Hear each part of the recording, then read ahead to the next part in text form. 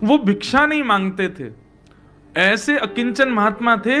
वो किसी से कहते नहीं थे कि मुझे दीजिए, वो बैठे रहते थे, कोई आके खुद कह जाए कि बाबा लो आपके लिए ये प्रसाद है, तो पाते थे।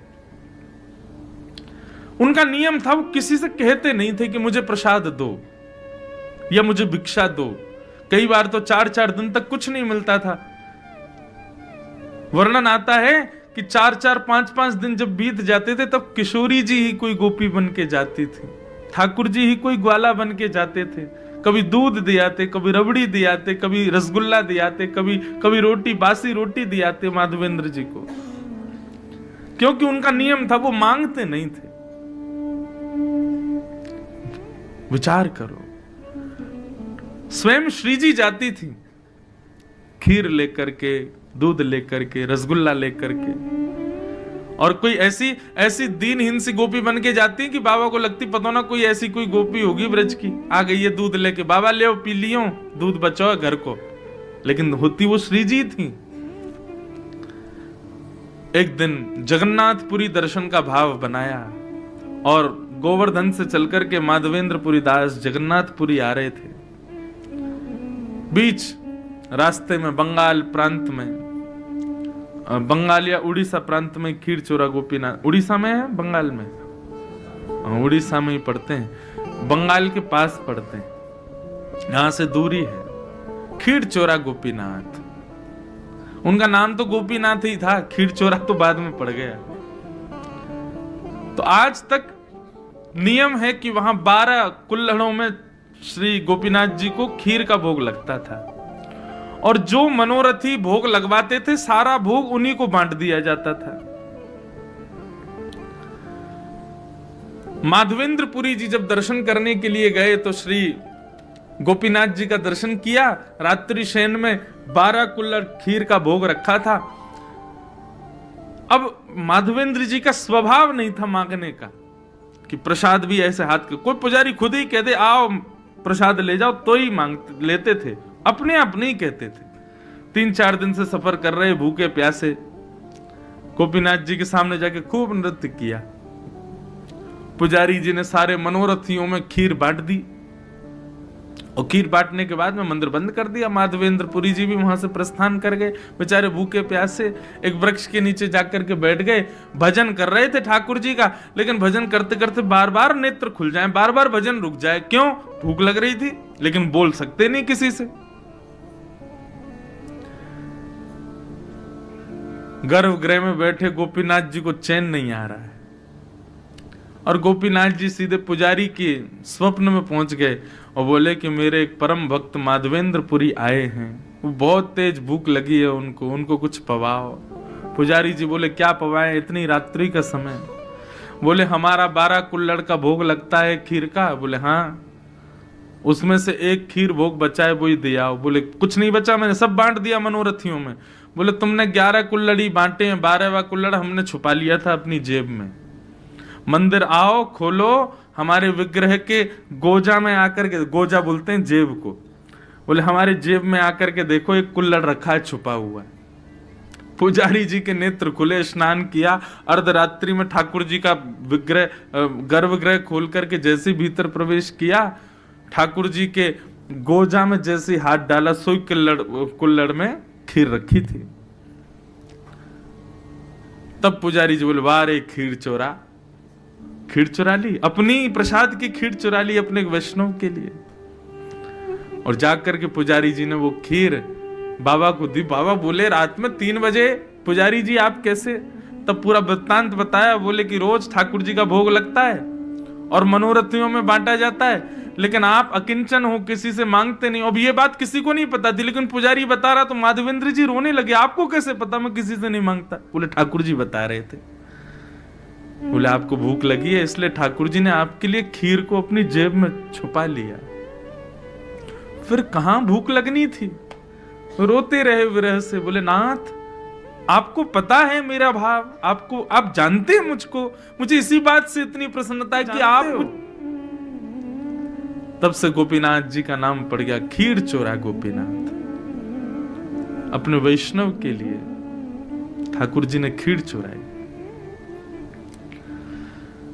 तो नियम इसलिए है ठाकुर जी का कि कोई प्रेम लक्षणा भक्ति से तोड़ के दिखाए,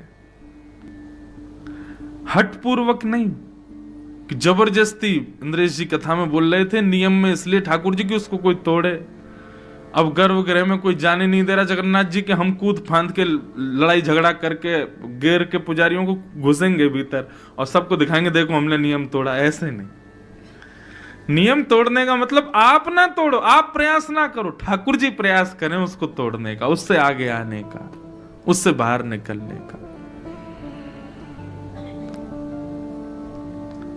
और श्री जगन्नाथ जी जितने नियमों में बंधे हैं उतने ही नियम तोड़ने में प्रसिद्ध हो रहे हैं। इनसे ज्यादा नियम किसी ने नहीं तोड़े। सब ठाकुरों में सबसे ज्यादा नियम तोड़ने वाले, नियम में रहने वाले भी श्री जगन्नाथ जी और नियम तोड़ने वाले भी श्री जगन्नाथ जी।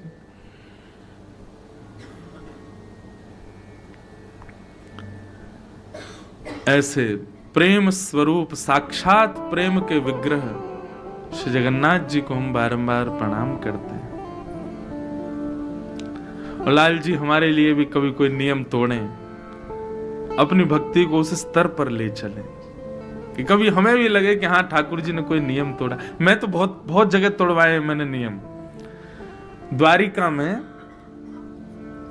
श्री द्वारिका, कोई प्रशंसा की बात नहीं, मैं पुनः कह रहा हूं, मैं अपना कोई उदाहरण दूं ना तो उसको केवल आप विश्वास दृढ़ करने के भाव से सुनिएगा, मेरी प्रशंसा के भाव से मत सुनना, नहीं तो सब मेरे जो भाव होते हैं सब टूटने लग जाएंगे, होंगे ही नहीं फिर।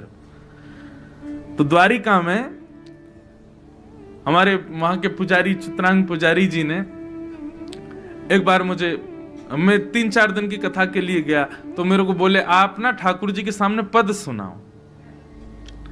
तो हम और हमारे कुछ गंधर्व जन, हम लोग श्री द्वारिकाधीश के सामने विराज गए, 2-4 माइक लग गए और खूब गाए ठाकुर जी के आगे। तो शयन का समय था द्वारिकाधीश का, और शयन में श्रृंगार बढ़ाया जाता है, मुकुट बढ़ाया जाता है ठाकुर जी की, बिल्कुल हल्के श्रृंगार में फिर ठाकुर जी की शयन आरती होती है। तो हम लोग संध्या आरती के बाद में बैठे पद गाने के लिए, और गाते गाते पुजारी जी भूल गए कि ठाकुर जी का श्रृंगार बढ़ाना है, और ठाकुर जी पूर्ण श्रृंगार में पूरा पदावलियों का श्रवण करते रहे। और तभी किसी बुजुर्ग पुजारी ने आके बताया, बोले ठाकुर जी के शयन का समय हो गया है, शयन आरती होनी है। अब बोले कि अब शयन आरती होनी है, ठाकुर जी तो अभी तक संध्या के श्रृंगार में ही बैठे हैं, तो शयन का श्रृंगार तो अब करेंगे तो 1-1.5 घंटा एक्स्ट्रा लगेगा, 12 बज जाएंगे रात के।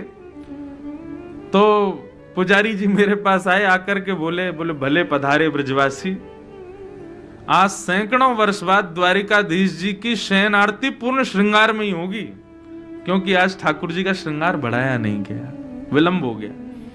और कितने वर्षों बाद वो बता रहे थे, कभी कभी कुछ हुआ होगा, कभी कोई तूफान आदि के समय नहीं हो पाते, नियम टूट जाते हैं, लेकिन कितने वर्ष बाद बता रहे थे, बोले आज ठाकुर जी पूर्ण श्रृंगार में शयन करेंगे। क्यों? इस प्रसन्नता में कि कोई ब्रजवासी ने आकर के नियम तोड़वाए। ठाकुर जी का शयन श्रृंगार बढ़ा नहीं है, तो अब श्रृंगार में ही सोएंगे ठाकुर जी। मैंने कहा श्रृंगार में सोएंगे नहीं, श्रृंगार में वृंदावन जाएंगे और कुंज में जाके गोपीन के संग रास विहार करेंगे। यही हमारे श्रृंगार आज बड़ो नहीं है ठाकुर जी को, बड़े श्रृंगार उतर जाए मतलब अब सोएंगे, लेकिन श्रृंगार में है तो इसका मतलब कहीं जाने की तैयारी में है। मैंने हमने ऐसे ऐसे पद सुना दिए, अब तो ठाकुर जी यहाँ ना रुकेंगे द्वारिका, अब जल्दी शयन आरती करो, कपाट बंद करो, ठाकुर जी वृंदावन जाएंगे आज, इसीलिए श्रृंगार में है।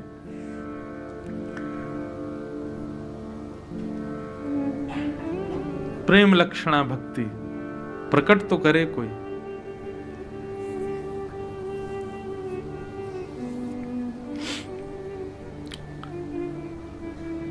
भगवान का विवाह रुक्मिणी जी के साथ में सुसंपन्न हुआ। कल कथा बहुत हमने रासपंचाध्यायी के बाद में फिर जल्दी जल्दी हम करने लगे।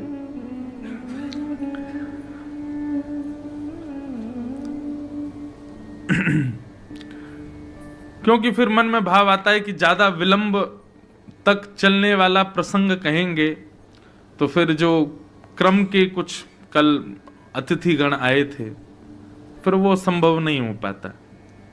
मैं फिर उस भाव समाधि में पहुंच जाता, भाव साम्राज्य में आपको भी ले जाता कि ना आप उससे निकल पाते ना मैं, तो इसलिए फिर हम शीघ्र शीघ्र कह करके आगे बढ़े। तो कल रुक्मणी जी का सुंदर विवाह प्रसंग भी यहां हुआ। रुक्मणी जी के साथ में ठाकुर जी का विवाह हुआ, तो प्रश्न उठता है किशोरी जी के साथ क्यों नहीं हुआ?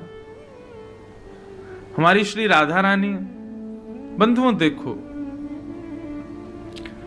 आप स्वयं से प्रेम करते हो, आप स्वयं से अत्यंत स्नेह करते हो, लेकिन स्नेह का तात्पर्य हमेशा विवाह नहीं होता।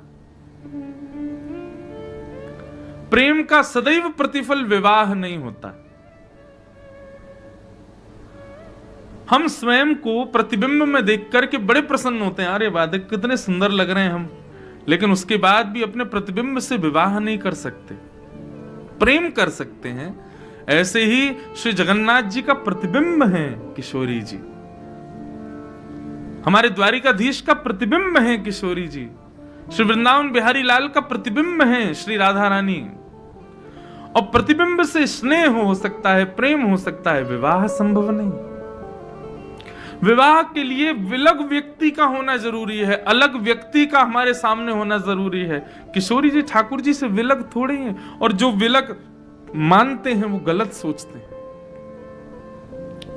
ठाकुर जी का जो वाम अंग है, कहीं भी आप ठाकुर जी का दर्शन करोगे सदैव वाम अंग जो है वो किशोरी जी ही है।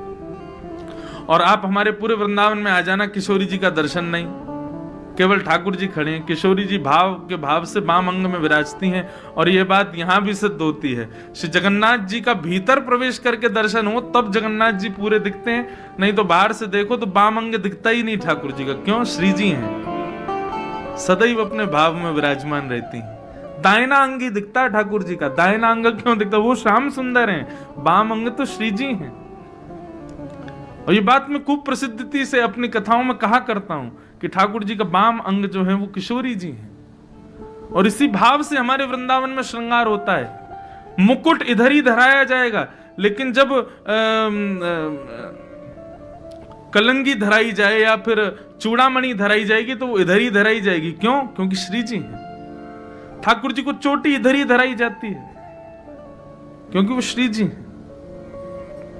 और कई हमारे यहां संप्रदायों में तो मुकुट ही इधर धराया जाता है वाम अंग में। तो आप कहेंगे महाराज जी मुकुट तो ठाकुर जी पहनते हैं, तो फिर श्री जी को क्यों धराया गया? अरे भैया आज विपरीत हुआ है, आज ठाकुर जी किशोरी जी बने हैं और श्री किशोरी जी हमारी ठाकुर जी बनी है, इसलिए मुकुट इधर धराया गया। और एक जगह भाव तो ऐसा है, किशोरी जी की तरफ मुकुट इसलिए धराया जाता है क्योंकि हमारे ठाकुर जी सदा किशोरी जी के चरणों में रहते हैं। तो भैया मुकुट वो पहने जो राजा है, तो किशोरी जी राजा बनकर के मुकुट पहनती हैं, ठाकुर जी तो सदा भाव में रहते हैं।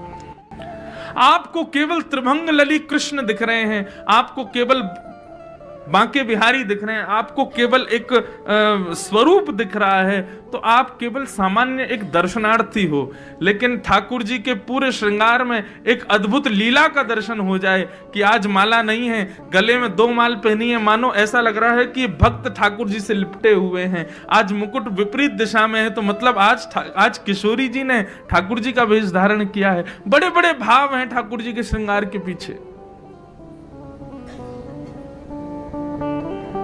अद्भुत भावों से ठाकुर जी श्रृंगार करते हैं अपना। अब जगन्नाथ जी का जब जन्माष्टमी होती है ना, तो हमारे सौम्या भाई बता रहे थे कि श्री जगन्नाथ जी स्वयं यशोदा बनते हैं जगन्नाथ जी, और ठाकुर जी के जो चल स्वरूप मदन मोहन जी भीतर गर्भगृह में विराजमान वो कृष्ण रूप हैं। उनको लेकर के पूरी लीला होती है मंदिर में, जैसे वसुदेव जी दलिया में लेकर के ठाकुर जी को सब लीला होती है। और उस दिन जगन्नाथ जी स्वयं यशोदा जी बनते हैं, और यशोदा जी बनने पर ठाकुर जी का वही भोग लगता है जो प्रसव के समय, बालक को जन्म देते समय मां को पीड़ा के समय जो औषधि दी जाती हैं, वो औषधियों का भोग जगन्नाथ जी लगाते हैं। क्यों? मैं यशोदा हूं, और ये जो हमारे प्रकट हुए हैं मदन मोहन जी, ये कृष्ण है। तो ठाकुर जी के श्रृंगार के बड़े भाव हैं। एक लीला चलती है ठाकुर जी के श्रृंगार में, कोई वैष्णव मिले, कोई भक्त मिले तो उस लीला का वर्णन करे कि आज ठाकुर जी कैसे श्रृंगार में विराज रहे हैं।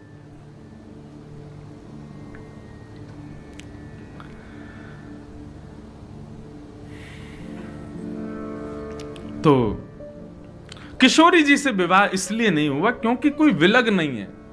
राधा कृष्ण स्वरूपाम्बै कृष्णं राधा स्वरूपिणं कलात्मानं निकुंजस्थं गुरुरूपं सदा भजे। दोनों में कोई अंतर नहीं है, सम्मिलित स्वरूप है। तो भगवान का विवाह विलग के साथ में हुआ, जो उनसे अलग है। कौन है? लक्ष्मी। किशोरी जी तो ठाकुर जी के संगी रहती है, लक्ष्मी जी के साथ में विवाह हुआ। वही लक्ष्मी द्वापर में रुक्मणी जी के रूप में प्रकट हुई और द्वारिकाधीश का उनके साथ विवाह हुआ।